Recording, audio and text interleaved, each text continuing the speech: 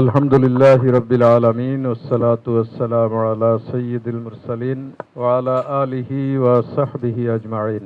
এই জনপদে আল্লাহর দ্বীন প্রতিষ্ঠার জন্য আল্লাহ তাআলা আমাদের যাদেরকে বাছাই করেছেন এবং যে সংগঠনের মাধ্যমে আমরা আল্লাহর দ্বীন প্রতিষ্ঠার আন্দোলন করছি, এটি কোনো দল মত ভাষা বর্ণের মধ্যে সীমাবদ্ধ নয়।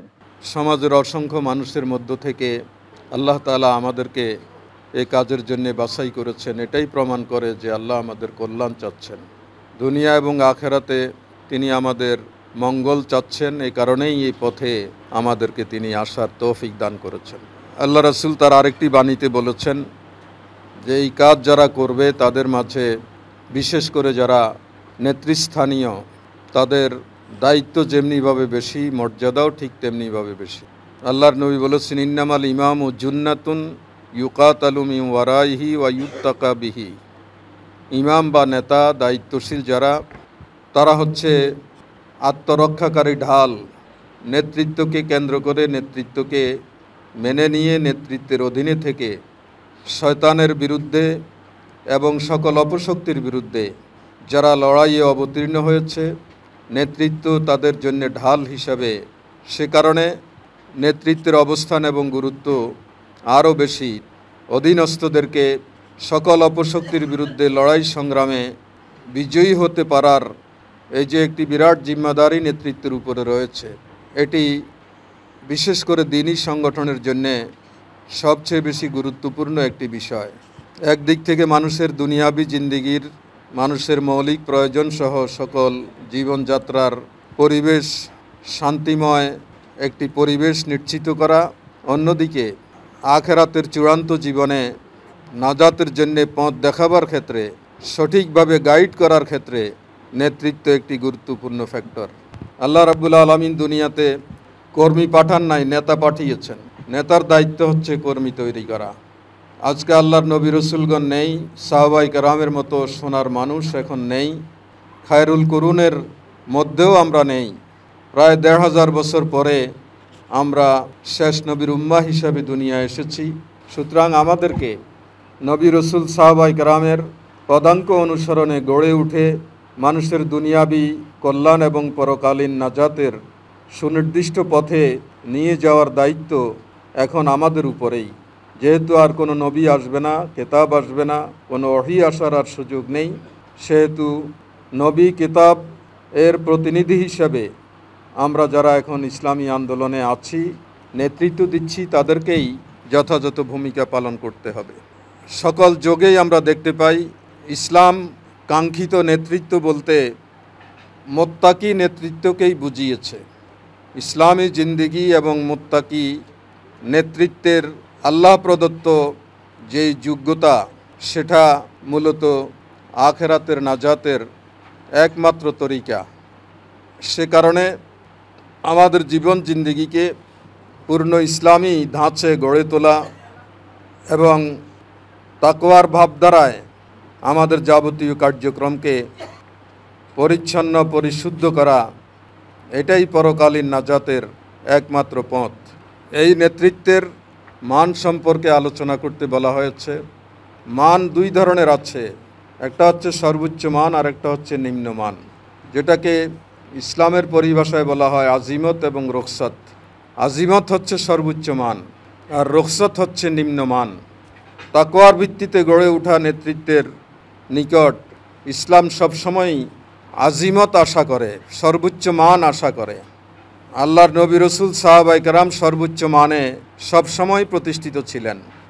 নিম্নমান যেটা ছিল, কদাচিৎ দুই একটা পয়েন্টে হয়তো নিম্ন মানে ছিলেন, আবার সতর্ক করার পরে তারা তাদের সর্বোচ্চ মান মেনটেনে সফল হয়েছেন।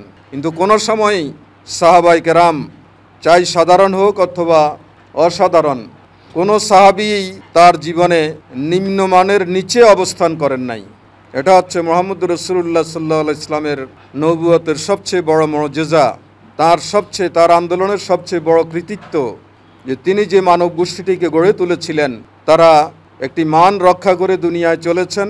কোনো কালেই কোনো সময়ই সর্বনিম্ন মানের নিচে তারা পৌঁছেননি। কিয়ামত পর্যন্ত দুনিয়ার মানুষকে যদি আমরা হেদায়াত করতে চাই, দুনিয়ায় সমৃদ্ধ করতে চাই, পরকালে আমরা নাজাত দিতে চাই এবং নিজেরা যদি আমরা নাজাত পেতে চাই, তাহলে আমাদেরকে সবসময়ই সর্বোচ্চ মানে থাকার জন্যে আমাদেরকে সর্বাত্মক চেষ্টা চালাতে হবে। কোনো অবস্থাতে নিম্নমানের নিচে আমরা যাতে পৌঁছে না যাই সেদিকে আমাদেরকে খেয়াল রাখতে হবে, সব সময় অ্যালার্ট থাকতে হবে। এটাকেই মূলত ইসলামের একটি অন্যতম পরিভাষায় তাকওয়া বলা হয়। যিনি ইসলাম নির্ধারিত যে মান আছে সে মানের নিচে কখনো পৌঁছবেন না।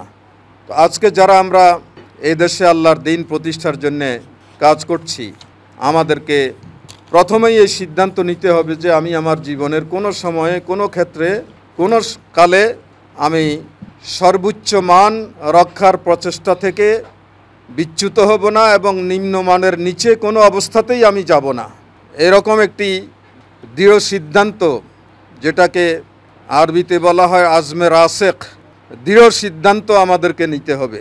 যদি আমরা আমাদের জীবনকে কামিয়াব করতে চাই, আমাদের সংগঠনকে যদি আমরা সফল করতে চাই এবং আমরা যদি আমাদের ভিশন এখানে বাস্তবায়ন করতে চাই, তাহলে প্রথমেই এই দৃঢ় সংকল্প আমাদের প্রত্যেকের জীবনে থাকতে হবে যে আমাকে নিম্নমানের নিচে কোনো অবস্থাতেই যাওয়া যাবে না। আর সবার চেষ্টা থাকতে হবে সর্বোচ্চ মানে আজিমতের মধ্যে যাতে আমি আমার জীবন জিন্দেগিকে রাখতে পারি। এই বিষয়ে কেউ বলুক আর না বলুক, কে দৃষ্টি আকর্ষণ করুক আর না করুক, এটা আমার জীবনের সবচেয়ে বড় সাধনা হবে, সবচেয়ে বড় চেষ্টা হবে, জাদ্দোজহদ হবে। এটা আমাদের এই পর্যায়ের নেতাদের জন্যে আমি সবচেয়ে বেশি জরুরি মনে করছি। আল্লাহর নবী বলেছেন, আন্নাসু মুআদিনুন কা মুআদিনিজ যাহাবি ওয়াল ফিদ্দা, মানুষ হচ্ছে প্রতিবার খনি। যেমন স্বর্ণ চাঁদির খনি আছে, সেখান থেকে এটাকে উঠিয়ে স্বর্ণকারের হাতে দেওয়ার পরে এটাকে জ্বালিয়ে পুড়িয়ে এরপরে অলংকার বানানো হয়। তো মানুষকে আল্লাহ তাআলা প্রতিবার খনি হিসাবে তৈরি করেছেন। এই মানুষগুলোকে আলহামদুলিল্লাহ এদেশে ইসলামী আন্দোলনের হাতে একটা বিরাট সংখ্যক জনগোষ্ঠী এসেছে, কিন্তু এই মানুষগুলোকে তালিম তরবিয়ত দিয়ে আন্দোলনের মেজাজ ও প্রকৃতি অনুযায়ী তাদেরকে তৈরি করা, তাদেরকে গড়ে তোলা, তাদেরকে ইনসানে কামেল রূপে তাদেরকে প্রতিষ্ঠিত করার এই কাজে আমরা এখনো সেভাবে নজর দিতে পারি নাই যেভাবে খায়রুল কুরুনে নবী রসুল সাহাবায়ে কেরাম তাবিঈনদের যুগে যেভাবে উম্মাহ গুরুত্ব দিয়েছিল। সুতরাং আজকে মানুষ তৈরি করার দায়িত্ব আমাদের উপরে, মানুষকে প্রকৃত মানুষ রূপে গড়ে তোলার দায়িত্ব আমাদের উপরে, মানুষকে সত্যিকার আল্লাহর গোলাম রূপে গড়ে তোলার দায়িত্ব আমাদের উপরে, মানুষকে খায়সাতে নফসানির জিনজির থেকে বের করে এনে সত্যিকার অর্থে আল্লাহর গোলাম বানাবার দায়িত্ব আমাদের উপরে সংগঠন দিয়েছে। সে কারণে যারা এই কাজটি করবেন তাদের নিজেদের দিকে তাকাতে হবে যে আমাদের মধ্যে কোনো ত্রুটি আছে কিনা। আমাদের মধ্যে যদি ত্রুটি থাকে তাহলে জনশক্তি ত্রুটিপূর্ণ হয়েই গড়ে উঠবে। যে নেতৃত্বকে সত্যিকারভাবে তাকওয়ার বুনিয়াদে গড়ে উঠতে হবে। তাকওয়াটা হচ্ছে আমার কাজকর্ম আমলের কোষ্ঠী পাথর।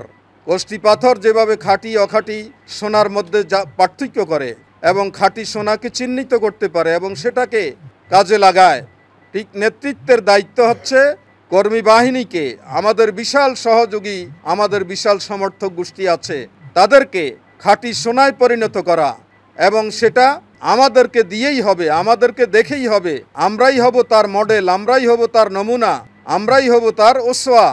সেভাবে নেতৃত্বকে গড়ে ওঠার জন্যে আমাদেরকে চেষ্টা করতে হবে। আমরা যাতে এরকম কোনো কঠিন পরিস্থিতিতে কাল কিয়ামতে না পড়ে যাই যে আমাদের কর্মী বাহিনী আল্লাহ তাআলার কাছে কাল কিয়ামতে এই অভিযোগ যাতে দায়ের না করে যে আরিনাল্লাযাইনি আদাল্লানা মিনাল জিন্নি ওয়াল ইনসি নাজআলহুমা তাহতা আকদামিনা লিয়াকুনা মিনাল আসফালিন। আমাদেরকে আপনি জাহান্নামী বানিয়েছেন, জাহান্নামে আমরা যাব, এর থেকে বাঁচার কোনো উপায় নেই। কিন্তু আমরা জাহান্নামে যাওয়ার আগে আমাদের মুরব্বী, আমাদের নেতা, আমাদের সমাজের যারা পরিচালক ছিল তাদেরকে পায়ে পিষে আমরা জাহান্নামে যেতে চাই, কারণ তারা আমাদের দিনের পথে ডাকেনি, আমাদেরকে সঠিকভাবে গাইড করেনি, আমাদেরকে হেদায়েতের সঠিক মঞ্জিলে তারা আমাদেরকে পৌঁছায়নি। এই কারণে আজকে তাদেরকে পায়ে পিষে আমরা জাহান্নামে যেতে চাই। এই রকম কোনো অভিযোগ যাতে আমাদের বিরুদ্ধে আমাদের কর্মী বাহিনী এই জাতির নারী পুরুষ কেউই আরোপ করতে না পারে, সেজন্যে আমাদেরকে অত্যন্ত সতর্ক সচেতন হওয়া দরকার।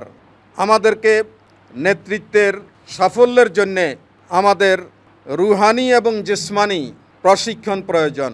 আধ্যাত্মিক প্রশিক্ষণ এবং দৈহিক প্রশিক্ষণ নেতৃত্বের জন্য একটি অপরিহার্য দিক।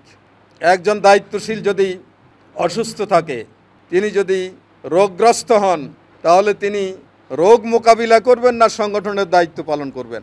তাহলে সংগঠনের দায়িত্ব পালনের জন্যে আমাদেরকে সুস্থ হতে হবে, আর সুস্থতার জন্যে আমাদের খাওয়া দাওয়া পরিমিত হতে হবে, আমাদের থাকা, আমাদের বসবাসের জায়গাটা স্বাস্থ্যসম্মত হতে হবে, হালাল খাদ্য দিয়ে আমাদের শরীরকে পরিপুষ্ট রাখতে হবে, নোংরা হারাম অবৈধ খাবারের সাথে আমাদের কোনো সম্পর্ক থাকবে না।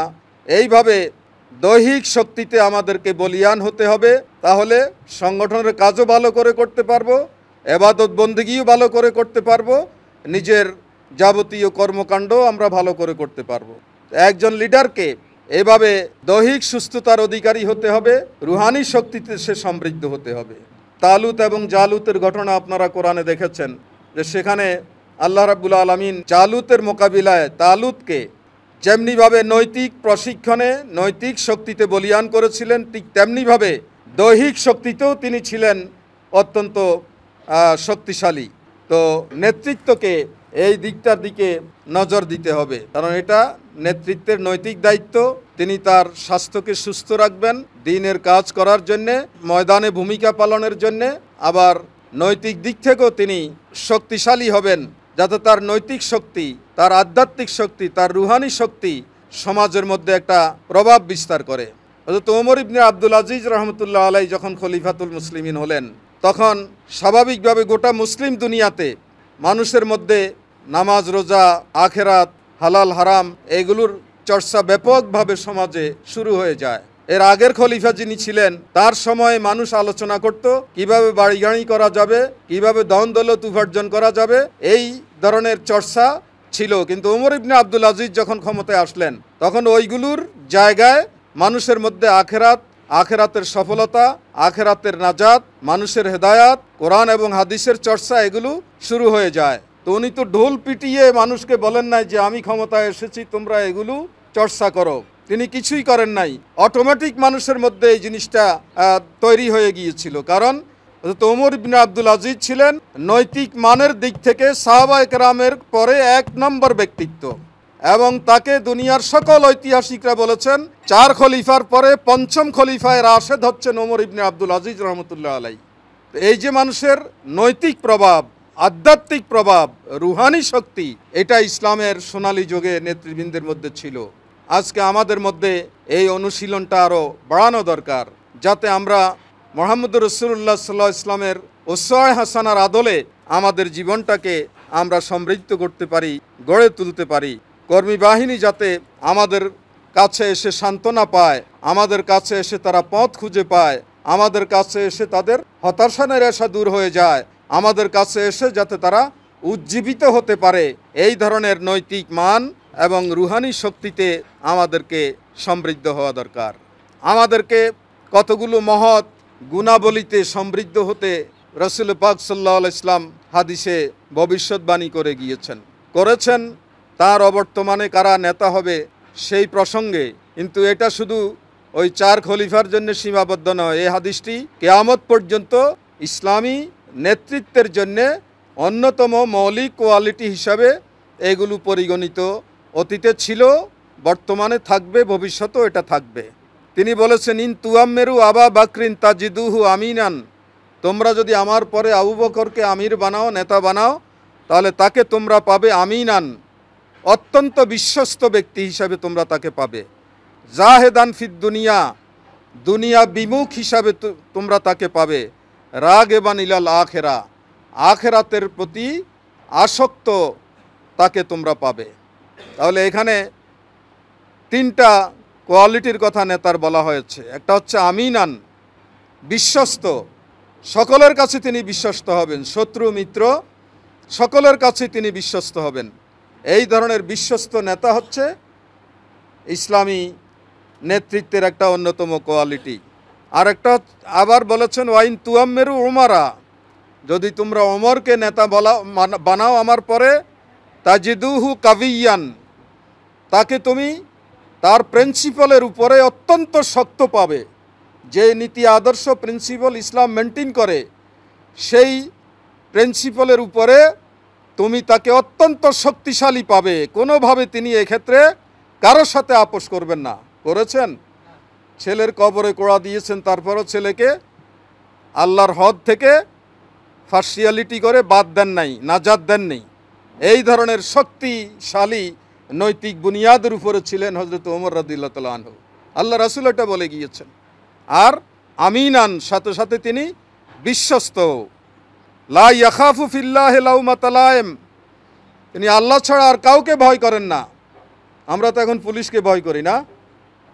হৃদয়ে পুলিশের একটা ভয় অবশ্যই আছে। কোরআন বলেছে ওয়ালাম ইয়াখশা ইল্লাল্লাহ, মুমিনের হৃদয়ে আল্লাহ ছাড়া আর কারো ভয় থাকবে না। পুরা হৃদয়টা জুড়ে থাকবে আল্লাহর ভয়। আমাদের হৃদয়ে আল্লাহর ভয়ও আছে, আবার অন্যের ভয়ও কিছু কিছু হৃদয়ে আছে, মানে সবার ভয় জায়গা দেই আর কি। তো ওমর রাদিয়াল্লাহু তাআলা আনহু এরকম ছিলেন না। লা ইয়াখাফু ফিল্লাহি লাউমাতা লাইম, কোনো নিন্দুকের নিন্দাকে ভয় করতেন না, কোনো জালেমের জুলুমকে ভয় করতেন না, কোনো অত্যাচারকারীর অত্যাচারকে ভয় করতেন না। একমাত্র আল্লাহর ভয় ছিল তার হৃদয়ে পরিপূর্ণভাবে প্রতিষ্ঠিত। এটা নেতার একটা কোয়ালিটি। ওয়াইন তুয়াম্মিরু আলিয়ান, আর যদি তোমরা আলীকে নেতা বানাও, ওয়ালা আরাকুম ফাইলিন, আমি চাই তোমরা তা করবে না। কারণ ওনার মেয়ের জামাই নিজের বংশের লোক নেতা হোক, এটা তিনি চান না। এখন তো রাজবংশ, পরিবার, রাজতন্ত্র, এগুলোই আবার পীরদের মধ্যেও আমরা দেখি পীরতন্ত্র। পীরের ছেলে মারা গেলে, পীর মারা গেলে তার ছেলে পীর হয়, রাজা মারা গেলে তার ছেলে রাজা হয়। তো এটা ইসলামে নাই। এই কারণে আল্লাহর নবী বলার ক্ষেত্রে এই বিষয়টা ইঙ্গিত করে এরপরে বলেছেন তাজিদুহু হাদিয়ান মাহদিয়া, তোমরা আলীকে পাবে হাদিয়ান, মানুষকে সঠিক পথ দেখানো, পথ প্রদর্শনকারী, আর মাহাদিয়ান, আর তিনি নিজেও হেদায়েতের উপরে প্রতিষ্ঠিত। এমন নয় যে তিনি হেদায়েতের মধ্যে নাই, তার মধ্যে গলতি আছে, ত্রুটি আছে, অন্যকে হেদায়েত করতে মুখে বাজে না। বিষয়টা এরকম না। আমরা এখন তো এই যে এখন বক্তৃতা দিচ্ছি, এগুলোর কয়টা আমি আমল করি, কিন্তু বক্তৃতা তো দিয়ে যাচ্ছি। হযরত আলী এইরকম ছিলেন না। তিনি মানুষকে হেদায়েতও করতেন এবং পরিপূর্ণভাবে তিনি নিজে হেদায়েতের উপরে প্রতিষ্ঠিত ছিলেন। ইয়াখুজুকুমুত তারিকাল মুস্তাকিম, তিনি তোমাদেরকে সিরাতে মুস্তাকিমের দিকে নিয়ে আসবেন যদি তাকে তোমরা আমির বানাও, খলিফা বানাও। তাহলে এই তিনজনের বিষয়টি আল্লাহর নবী উল্লেখ করে এখানে খলিফা হওয়ার, রাসূলের পরে খলিফা হওয়ার জন্য কারা কারা উপযুক্ত, কতগুলো মৌলিক কোয়ালিটি এখানে বলে দিয়েছেন। তো এই কোয়ালিটিগুলো উপরে ভিত্তি করে 30 বছর খোলাফায়ে রাশেদা তাদের খেলাফতি শাসন পরিচালনা করেছেন। এরপরে ওমর ইবনে আব্দুল আজিজ একই নিয়মে খেলাফত পরিচালনা করেছিলেন। শুধু তার জীবদ্দশায় নির্বাচন পদ্ধতিটা বনি উমাইয়ার আমলে রাজতান্ত্রিক কায়দায় গড়ে উঠেছিল, সেটা তিনি পরিবর্তনের সিদ্ধান্ত ছিল তার, কিন্তু তিনি সেটা পরিবর্তন করে যেতে পারেননি। এর আগেই তিনি ইন্তেকাল করেছেন। এছাড়া উমাইয়া আমলের যত অনিয়ম আছে, যত নষ্টামি আছে, শাসক গোষ্ঠীর যত ত্রুটি বিচ্যুতি আছে, সব থেকে খেলাফতকে তিনি পবিত্র করেছেন। সব থেকে খেলাফতকে পরিচ্ছন্ন করে তিনি খেলাফত আলা মিনহাজিন নবুয়ার উপরে বিশাল ইসলামী সাম্রাজ্যকে তিনি কায়েম করে গিয়েছিলেন। তো নেতার এই যে কোয়ালিটিগুলো, এই কোয়ালিটিগুলো আজকেও প্রয়োজন। যদি সেই রাষ্ট্র আমরা সমাজে কায়েম করতে চাই, যদি সেই দিনের আন্দোলন আমরা করতে চাই, যদি সেই দিন আমাদের জীবন লক্ষ্য হয়ে থাকে, তাহলে আমাদেরকে আজকেও এই কোয়ালিটিগুলোর অধিকারী আমাদেরকে হতে হবে। সূরা সাদের 26 নম্বর আয়াতে আল্লাহ তাআলা বলেছেন, ইয়া দাউদা, দাউদ আলাইহিস সালামকে আল্লাহ তাআলা বলছেন, ইন্না জাআলনাকা খলিফাতান ফিল আরদ, আমি পৃথিবীতে আপনাকে খলিফা হিসাবে মনোনীত করেছি। ফাকুম বাইনান নাসি বিল হক, আপনি যখন মানুষের ফয়সালা করবেন, মানুষকে হুকুম দিবেন, মানুষের কার্যক্রমের বিচার ফয়সালা করবেন, তখন সত্যতার সাথে ন্যায়ের সাথে আপনি বিচার ফয়সালা করুন। ওয়ালা তাত্তাবিল হাওয়া, কোনো অবস্থাতে আপনি প্রবৃত্তির পূজা করবেন না। ফাইয়ুদিল্লাকা আন সাবিলিল্লাহ, যদি তা করেন তাহলে আপনি সিরাতে মুস্তাকিমের পথ থেকে আপনি বিভ্রান্ত হয়ে যাবেন। একজন নবীকে আল্লাহ রাব্বুল আলামিন এই কথা বলছেন। সুতরাং এই যে জনশক্তি, এই যে আন্দোলন, এই যে বিশাল মানব গোষ্ঠী, এটা আমাদের কাছে আমানত। এই আমানত আমাদেরকে যথাযথভাবে রক্ষা করতে হলে ন্যায় ও ইনসাফের ভিত্তিতে আমাদেরকে সংগঠন এবং জনশক্তির সাথে আচরণ করতে হবে। কোনো অবস্থাতেই নিজের খায়সাতের ভিত্তিতে নিজে যা চাই, নিজের মন যা চায় সেভাবে সংগঠন চালানো যাবে না, জনশক্তি পরিচালনা করা যাবে না। বরং আল্লাহ যেভাবে চান, আল্লাহর নবী যেভাবে চান সেভাবে সংগঠন চালাতে হবে, আন্দোলন চালাতে হবে। সত্যতার সাথে, হকের সাথে, ন্যায় ইনসাফের সাথে কাজ করতে বলা হয়েছে এবং কোনো অবস্থাতেই খায়সাতের অনুসরণ যাতে আমরা না করি, প্রবৃত্তির দাসত্ব যাতে আমরা না করি, সেদিকে আমাদেরকে নজর রাখতে বলা হয়েছে। আল্লাযীনা ইম্মাক্কান্নাহুম ফিল আরদি আকামুস সালাতা ওয়া আতাউজ যাকাতা ওয়া আমারু বিল মারুফ ওয়া নাহাউ আনিল মুনকার, আমি যদি তাদেরকে ক্ষমতা দেই তাহলে তারা পৃথিবীতে সালাত কায়েম করবে, যাকাত দেবে, মারুফ কাজ করবে, মুনকার থেকে মানুষকে বিরত রাখবে। এই আন্দোলনের দায়িত্ব, এই আন্দোলনের নেতাদের দায়িত্ব হচ্ছে সমাজের সর্বস্তরে সালাত কায়েম করা। বালেগ হওয়ার পর থেকে এই সমাজের কোনো মানুষ যাতে সালাত থেকে গাফিল না হয়, আমাদের ছেলে মেয়ে সন্তানাদি, পাড়া প্রতিবেশী, পরিবার, এরা যাতে সালাতে আন্তরিক হয় সেদিকে আমাদেরকে নজর দিতে হবে। এটার প্রতি মানুষকে ডাকা, এটা নেতার একটা অন্যতম কোয়ালিটি। ওয়াতাউ জাকাত, জাকাত ভিত্তিক একটি সমাজ অর্থনীতি গড়ে তোলার জন্যে সর্বাত্মক প্রচেষ্টা চালানো, এটা যেমনিভাবে একটি রাষ্ট্রের দায়িত্ব, তেমনিভাবে রাষ্ট্র কায়েমের যে আন্দোলন, সেই আন্দোলনেরও এটা দায়িত্ব। ওয়া আমারু বিল মারুফ, ইসলাম যত কাজকে ভালো বলেছে সব কাজ সমাজে চালু করতে হবে। ওয়া নাহাউ আনিল মুনকার, যা খারাপ বলেছে ইসলামের দৃষ্টিতে যা খারাপ, সব মুনকার থেকে সমাজকে পবিত্র করতে হবে। টোটাল ইসলামটাই তো হচ্ছে আমাদের মিশন, আমাদের ফাংশন। সে কারণে পরিকল্পনা হচ্ছে এখানে শুধু একটা ইন্সপিরেশনমূলক কাজ। তা আপনাকে একটা পথ দেখানো হলো যে এই কাজগুলো আপনি করবেন, তার মানে এটা নয় যে অন্য কাজ আর করা যাবে না, এটার মধ্যেই সব কিছু নিহিত, এটাই ইসলাম, এটা মনে করার কোনো কারণ নেই। মাওলানা মওদুদী রহমতুল্লাহ আলাই এক্ষেত্রে একটা নির্দেশনা দিয়েছেন। আমি সেই কথাটা আপনাদেরকে স্মরণ করিয়ে আমার কথা আমি শেষ করব। মাওলানা মওদুদী রহমতুল্লাহ আলাইহির কাছে একজন ব্যক্তি আসলেন, এসে বললেন যে মাওলানা, আমি দিনের কিছু কাজ করতে চাই, আমাকে কিছু কাজ দেন, আপনি কাজ দিলে সেই কাজটা আমি করব। তো তিনি 1 মাসের কাজ দিলেন মাওলানা মওদুদী সাহেব ওই লোকটাকে, দিয়ে বললেন যে যাও এগুলো করো। তো এগুলো 15-20 দিনের মাথায় তিনি এই সব কাজগুলো করে মাওলানার কাছে আবার ফিরে আসলেন। এসে বললেন যে আমি তো আপনার দেয়া সব কাজ করে ফেলেছি, তো এখন আমাকে আবার কাজ দেন। তো মাওলানা জিজ্ঞেস করলেন যে আচ্ছা, তুমি যে আমার কাছে আবার কাজের জন্য আসলা, তোমার এলাকার সবাই কি এখন কোরআন পড়তে জানে, কোরআন শিখেছে? সে বলল যে না, শিখে নাই। তোমার এলাকার সবাই কি এখন নামাজ পড়ে 5 ওয়াক্ত? বললে যে না, এরকম তো হয় নাই। তোমার এলাকার সব মহিলারা কি রোজা পর্দা পর্শিদা পালন করে? বললো যে না, তা তো হয় নাই, আপনি যা দিয়েছেন তাই তো করেছি। তো মাওলানা বললেন যে কে বললো যে তোমার হাতে কাজ নেই? আমি তো দেখছি তোমার হাতে এত পরিমাণ কাজ যে তুমি এগুলো শেষ করতেই তোমার জিন্দেগি চলে যাবে, তুমি আবার আমার কাছে কাজের জন্য আসছো। এর দ্বারা বোঝা যায় যে পরিকল্পনাটা এটা মূলত ভালো কাজের প্রতি ইন্ডিকেশন মাত্র। আমার দায়িত্ব হচ্ছে সব ধরনের মারুফের কাজ আমি করব, সমাজে প্রতিষ্ঠিত করব। সব ধরনের মুনকার থেকে আমি দূরে থাকব, সমাজ থেকে মুনকারকে আমি বিদূরিত করব। এটাই হচ্ছে আমাদের মূল বিষয়। তো আমরা আশা করি মাওলানার এই ঘটনা থেকে আমরা আমাদের কাজের পরিধি, আমাদের কাজের ডেপথ, আমাদের কাজের সামগ্রিক অবস্থাটা আমরা উপলব্ধি করতে পেরেছি। সংগঠন পথ দেখিয়েছে, সংগঠন আমাদেরকে রেল লাইনে উঠাই দিয়েছে। এখন আসল স্টেশনে পৌঁছার দায়িত্ব আমাদের। সেই জন্যে কত দ্রুত চলতে হবে এটা আমাদেরকে ঠিক করতে হবে। এখন হচ্ছে বিজ্ঞানের যুগ, প্রযুক্তির যুগ। আমি যদি গরুর গাড়ির যুগের মতো গরুর গাড়ির গতিতে সংগঠন করি, কর্মী বানাই, সংগঠন সম্প্রসারিত করি, সংগঠনের বিভিন্ন কাজ করি, তাহলে আমাদের ভিশন 48 গিয়ে 2060-এ গিয়ে ঠেকবে। আমরা 48 সালে যা অ্যাচিভ করতে চাই সেটা হবে না। সেজন্যে আসুন এই পর্যায়ের লোক যারা আমরা আছি এখানে, আল্লাহ মেহরবানি করে আমাদেরকে এই শহীদের রক্ত মাখা সংগঠনের বর্তমান সময়ের দায়িত্ব দিয়েছেন। রাজধানীর মতো একটি সচেতন এলাকায়, যার প্রভাব শুধু বাংলাদেশে নয় গোটা বিশ্বে, রাজধানী ঢাকার একটা পরিচিতি আছে, এখানকার নড়াচড়া গোটা বিশ্বকে তাক লাগিয়ে দেয়।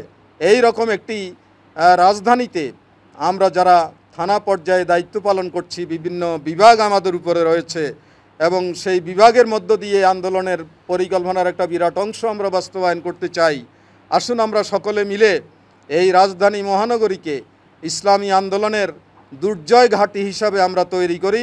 আল্লাহ তাআলা আমাদেরকে সেভাবে তৌফিক দান করুন এই কামনা করে আপনাদের সকলকে আবারও আন্তরিক ধন্যবাদ জানিয়ে কথা শেষ করছি। হাযা মা ইনদি ওয়াল ইলমু ইনদাল্লাহ আলাইহি তাওয়াক্কালতু ওয়া ইলাইহি উনীব। আসসালামু আলাইকুম ওয়া রাহমাতুল্লাহি ওয়া বারাকাতুহু।